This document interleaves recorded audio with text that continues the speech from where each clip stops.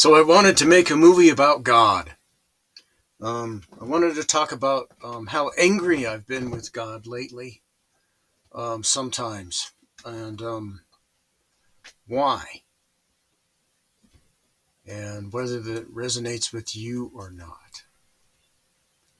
Because you have to ask yourself: do we live in, if there is a God? Which the thing is, I've kind of proven, there is. I haven't done anything about proving some kind of personal relationship with this God. Except that I think this God has a certain character that I try to emulate myself. Um, and I guess it goes like that far. Um, you know, do unto others as you'd have them do unto you, and that sort of stuff is really important. Um, but um, how do you explain the randomness in the universe where somebody's child dies? Um, and it seems like no one deserved it. Isn't that um, this deterministic God making that decision? Enforcing randomness, that is to say, and not saying, well, um, there's, uh, all kinds of reasons why I should show mercy, but I'm not going to. There won't be any miracle here because um, I have to enforce randomness because that's necessary for what this creation is. And then there's me coming along and saying, wait a minute.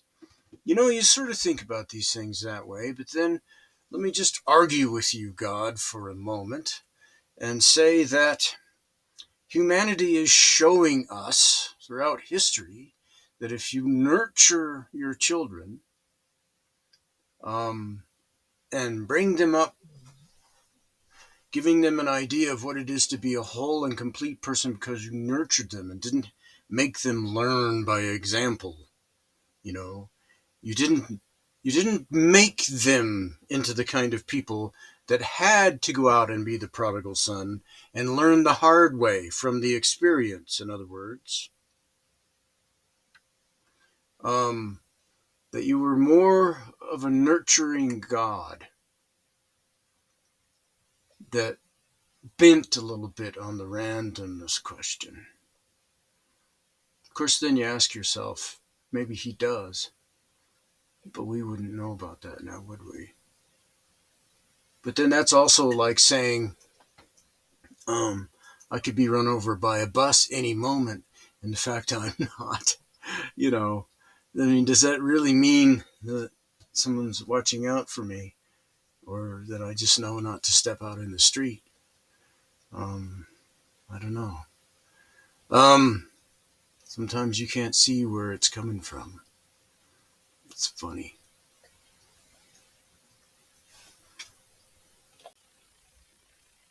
Yeah. So it's also time to call into question the purpose of the entire exercise. Um,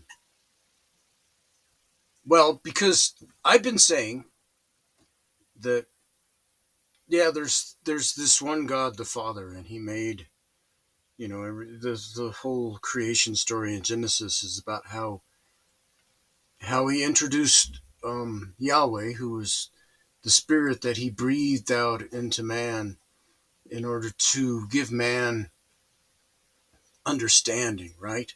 In some way that he was like God, right? That life came through the Spirit, Jesus said. That you need to understand the same Spirit that was in John that then came into Jesus at the baptism, that was Yahweh, the God of Israel, the same one that went with him and whatever. Um, that the important thing was that this God, who was breathed out into Adam, um, was misaligned with humanity now because humanity had decided to partake from the tree of the knowledge of good and evil, right? That is to say, the thing that Jesus always warned, don't judge, and this propensity that we have to judge each other, you know. I'm going through it now. I live in I bought it myself a trailer, and I'm pulling it with a four-wheel drive vehicle. And by God, you find out about how you're not part of the majority. When you do that, you get told no, no, no, no, no, so much. And I own a piece of land, and I can't even put my goddamn trailer on it.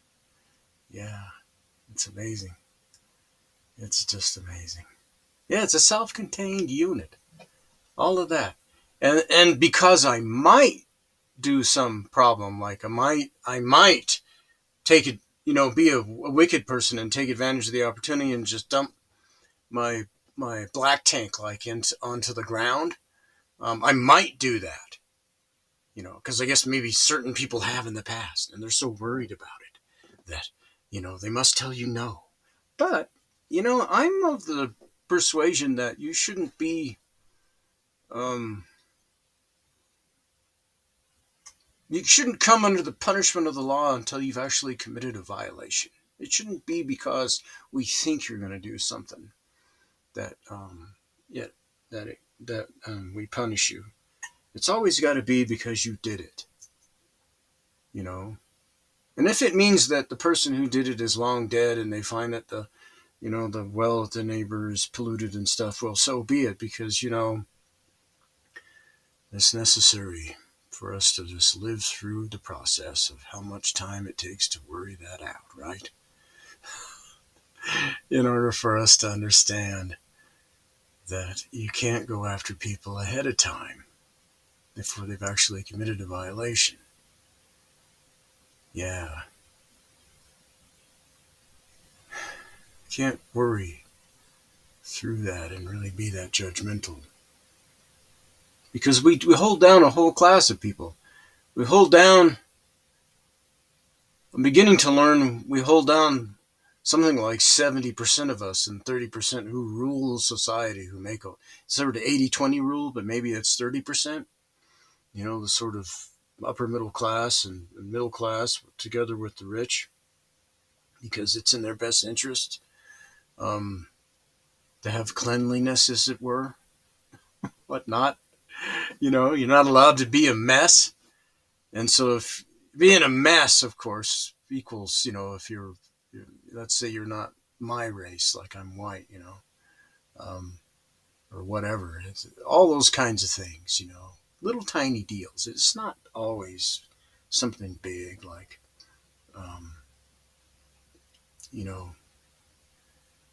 wow. So I'm getting at the sort of argument set that Yahweh is poised over, and what he's bringing about in society and what he's doing. Because you need to understand, Yahweh was misaligned with humanity. But when he was able to die with Jesus, which was the whole thing, the reason for Jesus, the sacrifice and everything else, you see, he had to die, and he kept saying he was going to.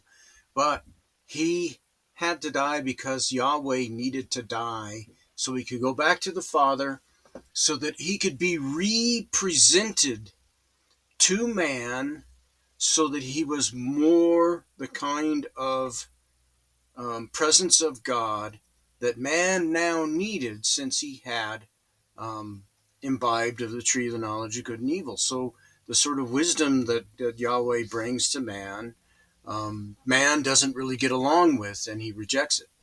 Now, I'm warning you, this is a message to all these people: diversity, equity, and inclusivity. You bastards are fucking up so bad by going against the Lord God. I'm telling you, he is pissed at you.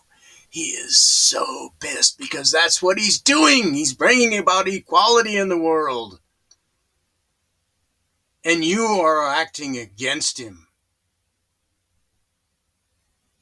But he's pretty merciful, so even though he's pissed at you every single day, you wicked people, he doesn't raise his hand.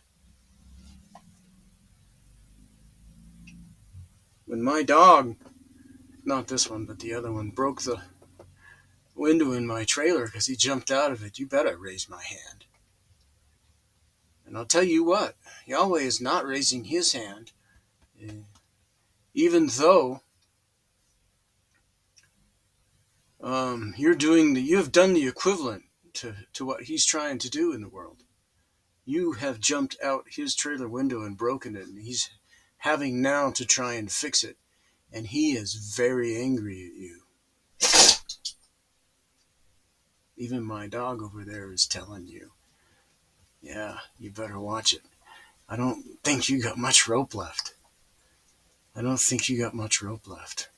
I don't care what you want to make great again. You don't have much rope left. It just doesn't look like it. Just keep pushing. Just keep pushing. So what I'm getting at is this lesson. Jacob wrestled the angel, and the angel did not prevail. You have to understand that in context, because there is a context within which that takes place. And that is the context of Pharaoh and Moses, where Pharaoh was continuing, Moses, they were continuing with each other, right? And all of this stuff. Just like Jacob was continuing with the angel. And Pharaoh said to Moses, and then, meaning to God, and then bless me, right?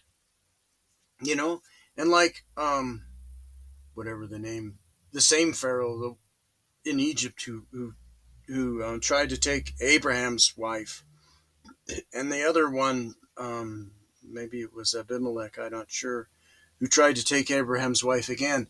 It's the same message. It's the wrestling for the attention of God by these non-democratic entities that are, when you see that the king represents, as I've proven, if you want to bother to pay attention, if you look at any of the previous stuff I've talked about, and God's attitude toward man, and how God is instilling democracy in the world, how God has been at work working toward democracy, working toward equality, working toward these things which are about that throughout mankind.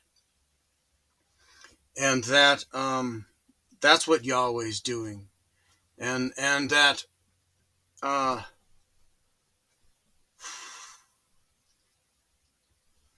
therefore that's what the example of Jacob is.